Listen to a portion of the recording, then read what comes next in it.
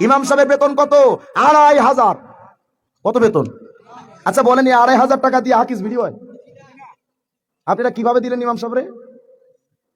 Islamic মাসালা শুনেন।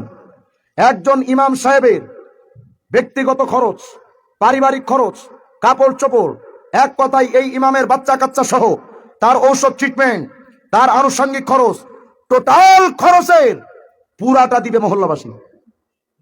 কে দিবে? এখন তো কথা কইবেন না আপনারা। শোনেন, ভালো করে শোনেন। আগের জামানায় ইমামদের বেতন দিত বাইতুল মাল। এখন যেহেতু ইসলামিক রাষ্ট্র নাই, এটা টোটালটা বহন করে মহল্লাবাসী। বাইতুল মাল থেকে তার টোটাল খরচটা বহন করা হতো। যেহেতু ইসলামিক রাষ্ট্র নাই, এখন যদি আপনি 5 ওয়াক্তের জন্য কোনো ইমাম রাখেন, এই ইমামের টোটাল জিম্মাদারিটা সে পুরা টাইমটা আপনাদের দিবে, তার পুরা জিন্দেগিটা গুছিয়ে দেওয়ার দায়িত্ব মহল্লাবাসীর। যদি না দেন, 2500 টাকা দিয়া বিরাট বড় তাহাজ্জুদ গুজার তুমি সভাপতি, কবরে গেলে জুতা বিটা একটা নিচে পড়বে না, বিশ্বাস করেন, একটাও নিচে পড়বে না। সভাপতি মারাইছো, ইমাম সাহেবের কাছে এসে হুজুর একটু দোয়া করেন আমার পোলাটার জন্য। কেন? ভাই ভালো একটা চাকরি যেন হয়। ইমাম সাহেব কয়, আল্লাহ আমার সভাপতি সাহেবের ছেলেটারে এমন একটা চাকরি দেওয়া যেন আমার মতো 2500 টাকা বেতন পায়। এখন সভাপতিকে, হুজুর থামেন থামেন, আপনি কি শুরু করছেন? 2500 টাকা দিয়ে আমার পোলার কেমনে হবে? ইমাম সাহেবকে, আমার কেমনে চলে? কথা হয় না? বুঝতেছি ভাইরা।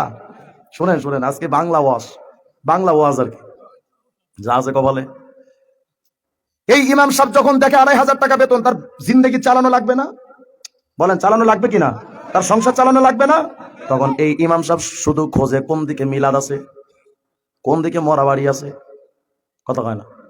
কারণ আপনার কপালে তো আল্লাহ ভালো ইমাম রাখবে না, হারাম করে ইমাম রাখবে। আপনি যেহেতু ইমামরে ঠকান, এই ইমাম একদিনও ভালো থাকবে না। কয়দিন ভালো থাকবে? আর্থিক সমস্যা, একদিন তো সে নষ্ট হবেই। তখন এই ইমাম যাবে মরা বাড়ির খানা খাইতে। আর মরা বাড়ির খানা খাওয়াটা কতটা চমৎকার দেখেন, মনোযোগ দেন। ইসলামী আইন কি? আলী আবি জাফর, নবী আলাইহিস সালাম বলেন, এই আবু জাফর তো ইন্তেকাল করছে, তোমরা খানা পাকায়া আবু জাফরের বাড়িতে তোমরা খানা দিয়ে আসো। এটা হলো সুন্নাহ। কিন্তু আমরা কি করেছি? লোক একটা মইরা গেলে ওর পরিবারে আরো মারে। কথা হয় না? জানাজা হওয়ার পর, ভাই আগামী 10 দিন পরে আমার বাপের আখেরি খাউন। কথা হয় না? আপনাদের সবার দাওয়াত। শোনেন, ফতুয়া শামির ইবারত, ওয়ায়াকরাহু ইত্তিখাযু জিয়াফাতি মিনাত তুআমি মিন আহলিল মাইয়িত। একজন ব্যক্তি মারা যাওয়ার পর মৃত পরিবারের পক্ষ থেকে কোনো খানার আয়োজন যদি করা হয়, ওই খানা যারা যারা খাবে সবগুলো হারামখোর। এখন আর কথা কইব না, সবগুলো কি? আচ্ছা হইতেছে, দাঁড়ান, গরু দেখতেছি আজকে সব গরু আটপ্রসিতে পাঠাম। বলেন, মৃত ব্যক্তির পক্ষ থেকে খানার আয়োজন করলে সেই খানা খাওয়াটা বলেন না সবাই। এখন মৃত ব্যক্তির পরিবার পরে আরো বিপদে, বাপ মরে যাওয়ার পর যদি খানা না পাকায়, এখন পুরা মহল্লাবাসী থেকে সমালোচনা, তুই ছেলে নামের কলঙ্ক, তোর বাপ মরল খাওয়াইলি না। কথা হয় না? যারা এই কথাগুলো বলে মুসলমান নামের কলঙ্ক, যে জিনিসটা নাজায়েজ, হারাম, আকরা বিল হারাম, সেই জিনিসটার আয়োজন কিভাবে করার জন্য আপনারা উৎসাহ দেন। ভালো করে মনে রাখবেন, তখন ইমাম সাহেব এখন ওইদিকে দৌড়াই। মৃত ব্যক্তির জন্য দোয়া কইরা টাকা নেওয়া হারাম। কথা হয় না? মৃত ব্যক্তির জন্য দোয়া কইরা টাকা নেওয়া, বলেন না? আর আপনারাই তো আপনাদের ইমাম সাহেবদেরকে গুনাহগার বানান। নিজের বাপের জন্য দোয়া করে ইমাম সাহেব হাদিয়া দেন, অন্য সময় দিতে পারেন না আপনি? অন্য সময় আপনার পকেটে ঠাড়া পড়ে মিয়া, ধান্দাবাজি করেন সব সময়।